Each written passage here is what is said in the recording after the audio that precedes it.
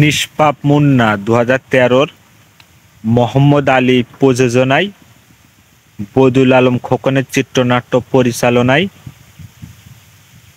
মোহাম্মদ আরমান মারপিট পরিচালনায়, মাসুম বাবুল দিশে আছে ড্যান্স ডাইরেক্টর এবং আলী আকরাম শুভ সঙ্গীতে, মঞ্জুর রহমান মনি এবং কবির বকুলের গীতিকার, এবং সিনেমায় 5 থেকে 6টা গান ছিল এবং সিনেমার গল্পটা অসাধারণ ছিল। সিনেমাটা অভিনয় করে শাকিব খান, সাহারা, আলিরাজ, রেহেনা জলিল, তারপর আসিফ ইকবল, তারপরে হলো আফজাল শরীফ, রতন, ইলিয়াস কুবরা, শাঙ্কো পাঞ্জা, তারপর তানু পান্ডে, সীতা, রতন, কালা আজিজ, মিশা সওদাগর সহ আরো অনেকে। একটা ব্যবসা সফল মুভি এবং 2013 অত্যন্ত একটা অসাধারণ গল্পের মুভি, শাকিব খানের মানে অভিনয়। তা সিনেমাটা শুরু হয় একটা মানে জেলখানার একটা মহিলা কয়েদি, তার পেটে বাচ্চা হবে, তখন সে মারা যাবে। মারা যাওয়ায় সে কয়েদির তো বাচ্চা কাচ্চা কে দেখাশোনা করবে, তার কয়েদিটা মারা যায়, কিন্তু তার বাচ্চা তখন কথা বলা বলতে, তারপর জেলার আলিরাজ এসে তখন ওর বাসায় নিয়ে যাবে, কিন্তু ওর মা আলিরাজের মা ও মেনে নিতে চায় না বলে তখন ওই ওর কিন্তু আলিরাজ মেনে নেয়, তখন ওর বাড়িতে রেখে ফেকে মানে ছোটকাল করে। তখন ওর আলিরাজের দুই ছেলে একটা মেয়ে আর একটা ছেলে, তারা সেকেন্ড থার্ড হয়েছে আর ও ফার্স্ট হয়েছে। তখন ওর আলিরাজের মা বলবে তাহলে ও মনে হয় আছে নকল করে পাশ করে, রেহেনা জলিল বলবে পাশের কি নকলে কি বুঝবে। এইভাবে সিনেমাটা আগায়। তারপর জাদু আজাদ আসে বিদেশ থেকে, তখন ওর ভাইপো মারে, কিন্তু দোষ হয় সাকিবের ছোটবেলারটা। তারপরে একটা স্বর্ণের চেন দেয় আছে রেহেনা জলিল ওর হাতে, আর ওর মনে করে যে ওইটা ও চুরি করেছে, পরবর্তী জানে যে দিয়েছে, কারণ ওই জাদু আজাদ বিদেশ থেকে নিল, তা সাকিব খানের ছোটবেলা দিকে কিন্তু ও মারা গেছিল। পরে জেলার আলিরাজ ও ধরে নিয়ে থানায় দেয়, 14 বছরের জেলায়। তো জেলে থাকে, শান্তভাবে থাকে, মানুষের সাথে কোনো মারামারি ঝগড়া, কিন্তু কোনো অসহায় মানুষের গায়ে ফায়ে হাত দিলে তখন ভিলেনদের সাথে মারামারি করে, এইভাবে আগায়। তারপরে ও 14 বছর পর ছাড়া পায়, কিন্তু ও স্বপ্নে দেখো বাড়ি গেলে ওর বাড়িতে কেউ নেবে না। তখন ও ছাড়া পাওয়ার পর আফজাল শরীফ কথার পরে ও যখন বাড়ি এসে দেখে যে বাড়ি আসেন মিশা সওদাগর ওই আলিরাজকে খুন করার জন্য রাস্তায় দাঁড়িয়েছে, বলে যে তুই যখন জেলা ছিল, আমি ছেড়ে যখন যাচ্ছিলাম, তুই আমাকে জাতি দিস নি। এইভাবে গল্প আগায়। তখন সাকিব খান এসব আছে পেটের মধ্যে ছুরি চাইলে দেয়, তখন ও ভিলেনদের মারামারি করে বেঁচে যে আছে হাসপাতালে নিয়ে যায়।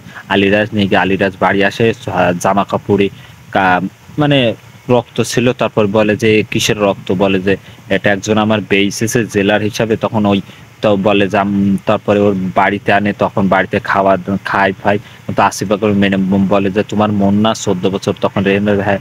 এইভাবে এই সিনেমাটা গল্পটা আগাতে থাকে। তখনই ওই সীতা ওর মানে আসিফ ইকবাল মানে আলিরাজের মেয়ের সাথে টিস ফিস একটু করে, তখন সাকিব গিয়ে ওই রেহেনা জলি যায় এবং সাকিব খান দেখে ওদের মেরে জেলে দেয়। তখন ওই জেনে ফেলে যে শাঙ্কু পাঞ্জা ওইটা হলো তুফান না, ওইটা মুন্না। তারপর ওদের বাড়ি খটকা লাগায় আসিফ ইকবালকে, লেগে গিয়ে ওর বাড়িতে তেড়ে দেয়। তখন ও এক জায়গায় যায়, গিয়ে থাকে কাল আজিজ কাছে। এখন ও প্রথম রাখতেছে না, পরে ওরকে রাখে। ওদিকে বড় বড় ভিলেনরা এসে ওদের মস্তানি করে বাড়ি থেকে, মানে ওরা চলে যাবে। এইভাবে ওখানে থাকে, এবার থেকেও ভালো হয়ে যায়, গরিব মানুষের দেখাশোনা করে।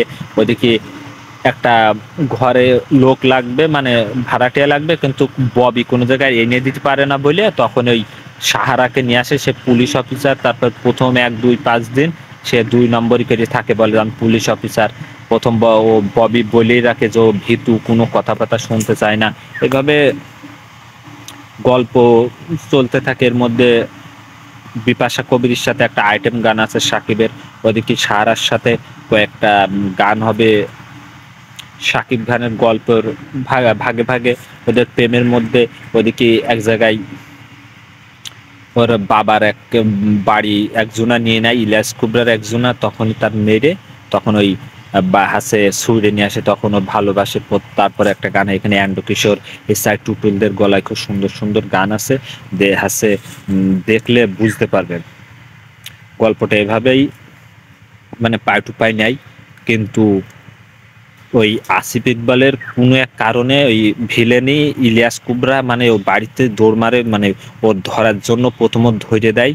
তখন ওই আসিফ ইকবাল পরবর্তীতে ওর সাথে মিশে যায়, কিন্তু ওর এসে বলে যে এই বিষয়, তখন সাকিব খান আসিফ ইকবালকে এনে দেয়, এনে দিয়ে ওর হাসে বাঁচায়।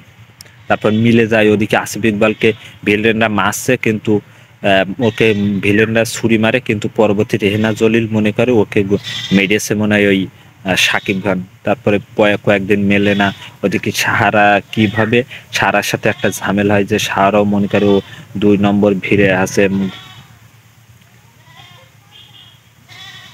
সাহারার সাথেও মনে করে যে এ মনে করে 2 নম্বর মানুষের সাথে ঝগড়াঝাটি মারামারি, এভাবে আগাতে আগাতে তাদের মিল হয়ে যায় এবং পরিবারের সাথে মিল হয়ে যায়। লাস্টে ওর ইলিয়াস কুবরার যে ভাইকে পুলিশই ধরে দিয়েছিল, কোর্টে দিয়েছিল, ফাঁসি হয়েছিল, নাসরিন ওর মিশা সওদাগর বুনির চরিত্র অভিনয় করে এবং শেষ পর্যন্ত ওর ফাঁসি হয়। তখনই ওর বুনির বিয়ে হয়, সাকিবের বুনির বিয়ে হয়, মানে আসিফ ইকবালের বুনির বিয়ে হয়। তখনই ওই মিশা সওদাগর ভিলেনরা চলে যায় এবং আসিফ ইকবালের যে বুনির যে জামাই হবে তার ছুরির আঘাত করে সাকিব খান এসে ওদেরকে মেরে থানায় পাঠিয়ে দেয়। তখনই ওই রেহেনা জলিল ওদের বলে যে মার বইলো না কেন তুমি, মানে ওই রেহেনা জলিল জাদু আজাদকে মারে কেন, ওকে ওর সাথে বদনামে করতে চাচ্ছিল, 2 নম্বর করতে চাচ্ছিল, তখন মারে। তখন আলী রাজদেরকে বলার পরে তখন ওই সব একসাথে হয়ে যায়। পরবর্তীতে সিনেমাটা শেষ হয়, কিন্তু সিনেমার দেখে বোঝা যাচ্ছে যে একটা ছেলে ছোটকালে কয়েদ হিসাবে থাকে, পরবর্তীতে ওর বাড়ি যায়, কিন্তু ওরা মনে করে যে আছে জেলার হবে, কিন্তু কেন ওর ভাই মারা গেছিল, পরে ও যে 14 বছর জেল কেটেছিল, তারপরে ও আসলো কেন নিষ্পাপ। তারপরে বাড়ি যখন আসলে এসব মানে যে বাড়ি আসলেও কয়েকদিন থাকলে মেনে নিলে, কিন্তু পরবর্তী জেনে মেনে নিলেন ওর ভাই বোন। এরপরে এইভাবে সিনেমা আগায়, ভাবে কিভাবে সাহারার সাথে থেকে প্রেম হয় বা সাহারা 2 নম্বরই করে, পরবর্তীতে প্রেম হয়। সিনেমার গানের লোকেশন, সিনেমার অভিনয়, মানে টোটাল কাস্টিং বদিউল আলম খোকন এমনভাবে তৈরি করে সিনেমাটা অসাধারণ। তো অবশ্যই বলতে পারি ইগল মুভিজ ইউটিউব চ্যানেল আছে, দেখতে পারেন।